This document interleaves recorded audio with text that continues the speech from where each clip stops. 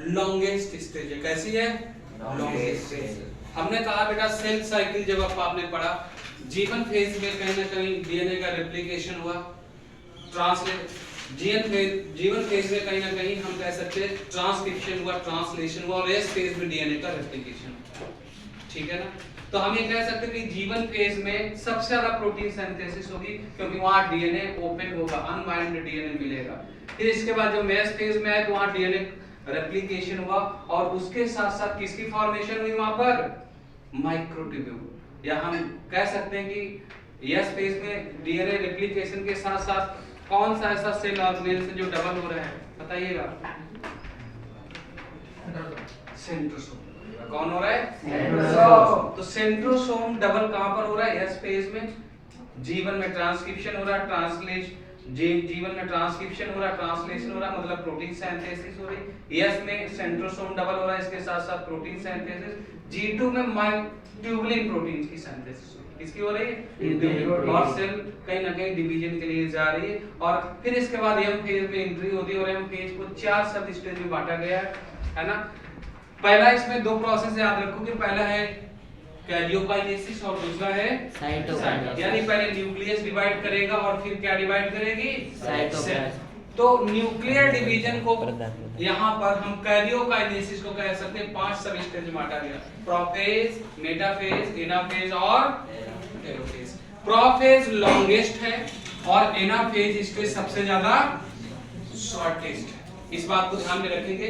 सबसे जो लॉन्गेस्ट है वो कौन सी बेटा? प्रोफेज। और सबसे ज्यादा शॉर्टेस्ट है वो कौन सी है?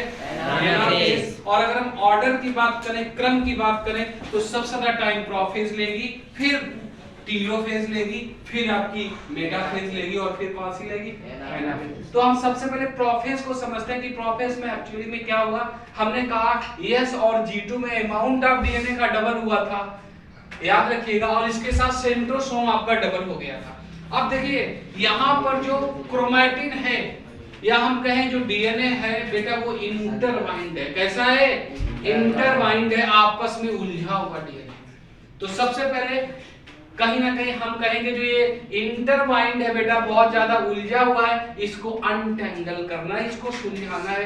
ये प्रोफेज में डीएनए जो क्रोमैटिन है वो कैसा है? थोड़ा थोड़ा सुलझेगा, और सुलझने के बाद थोड़ा सा उसमें कंडेंसेशन स्टार्ट होगा। बहुत ज्यादा कंडेंसेशन नहीं होगा, थोड़ा कंडेंसेशन स्टार्ट होना शुरू हो जाएगा, और chromosomes like thread like structure दिखना शुरू हो जाएंगे कुछ इस तरह से। और यहाँ पर जो क्रोमोसोम्स होगा विद 2 क्रोमैटिड होगा। तो आप ध्यान में रखेंगे कि प्रोफेज में जो क्रोमोसोम्स दिख रहा है उसके पास कितने क्रोमैटिड हैं?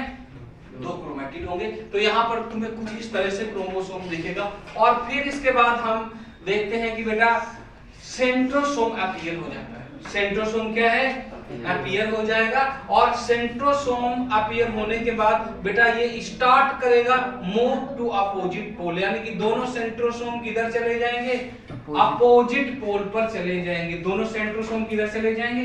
अपोजिट पोल पर चले जाएंगे। और इसके साथ साथ जब इन सेंट्रोसोम में कहीं ना कहीं हम कहें माइक्रोट्यूब्यूल की फॉर्मेशन होगी, तो उसको एस्टर बोल देते हैं। एक्चुअली उसको एस्टर बोलेंगे। क्या बोलेंगे उसको? एस्टर। और यहाँ पर किसकी फॉर्मेशन हो जाती है?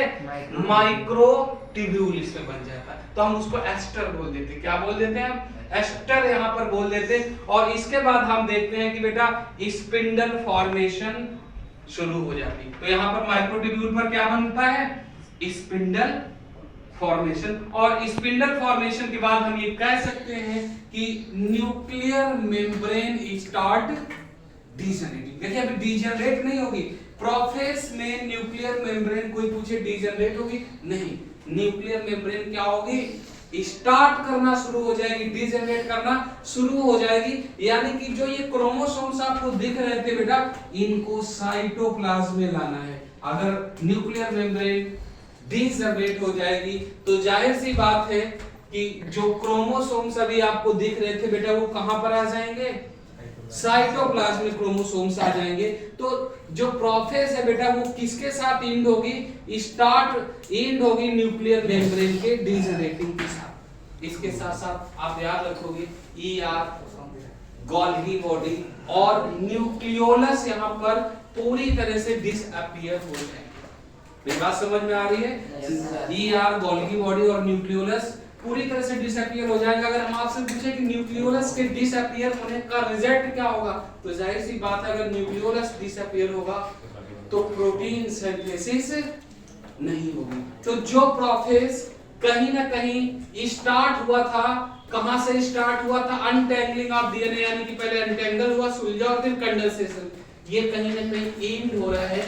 जब प्रोसेस एंड होगा तो न्यूक्लियर मेम्ब्रेन डीजनरेट करेगी। अब इस प्रोसेस के बाद हम मेटाफेज में एंट्री करेंगे और मेटाफेज में हम देखेंगे कंडेंसेशन बहुत ज्यादा हो जाता है। मोस्ट विजिबल जो क्रोमोसोम्स होते हैं वो कहीं ना कहीं मेटाफेज में होते हैं। तो मेटाफेज में क्या किस तरह से कहीं ना कहीं प्रोसेस होता है हम उसको आगे चल के देखने वाले हैं। फिलहाल हम कह सकते हैं कि स्पिंडल फॉर्मेशन हो गई, कहीं ना कहीं उस पर कहीं ना कहीं न्यूक्लियर मेम्ब्रेन डीजनरेटिंग स्टार्ट हो गई और ये कहीं ना कहीं एंड है, ये एंड ऑफ प्रोसेस है। यहाँ पर प्रोसेस बेटा क्या हो जाएगी? एंड हो जाएगी।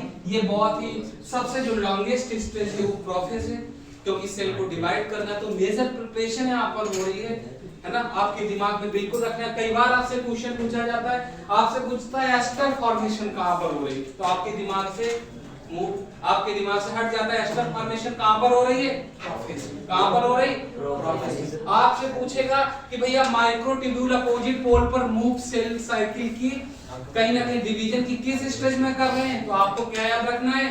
प्रोफेस में, है ना? इसके साथ साथ कंडेंसेशन स्टार्ट होना कब शुरू हो रहा है? तो आपका प्रोसेस शुरू स्टार्ट कहां पर हो रहा है?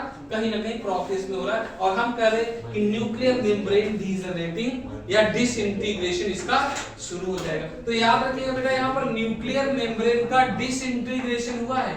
न्यूक्लियर मेम्ब्रेन याद रखेंगे, न्यूक्लियर मेम्ब्रेन स्टार्ट डिसइंटीग्रेशन। लेकिन एक चीज यहाँ पर ध्यान रखिए कि ये पूरी तरह से खत्म नहीं होगी, यानी कि जब हम मेटाफेज में एंट्री करेंगे तो इसके साथ मेटाफेज में जाएंगे जहां न्यूक्लियर मेम्ब्रेन डिसइंटीग्रेट करेंगे। तो हम आपसे ये कहेंगे कि मेटाफेज कहां से स्टार्ट होगा? Disintegration of nuclear membrane. Metaphase में डिसइंटीग्रेशन किसका होगा? Nuclear membrane. यानी वहां कंप्लीट आपकी न्यूक्लियर मेम्ब्रेन खत्म होगी। तो आइए हम बात इसकी करने जा रहे हैं मेटाफेज की। प्रोसेस को बहुत अच्छे से समझना है। कहीं ना कहीं ये पूरा का पूरा सेल साइकिल कोऑर्डिनेटेड है। यहाँ पर कोई भी ऐसा प्रोसेस नहीं जो आपको अलग से करना है। जीवन में आपने ट्रांसक्रिप्शन किया था, ट्रांसलेशन किया था। एस फेज में आपने डीएनए का रेप्लिकेशन किया था, इसके साथ सेंट्रोसोम डबल किया था। G2 में हमें डिवीजन के लिए ट्यूबुलिन प्रोटीन चाहिए थी, ट्यूबुलिन प्रोटीन की सिंथेसिस G2 में हुई। और जब हम सेल यंग फेज में लेकर के आए तो हमने कहा ये प्रोफेज, मेटाफेज, एनाफेज और टेलोफेज सब स्टेज यहाँ पर है। और प्रोफेज में कहीं ना कहीं डीएनए अनवाइंड हुआ और इसके बाद उसका कंडेंसेशन स्टार्ट हुआ। हमें कुछ धागे जैसी थ्रेड लाइक संरचनाएं दिखी, इनको हमने नाम दिया क्रोमोसोम्स।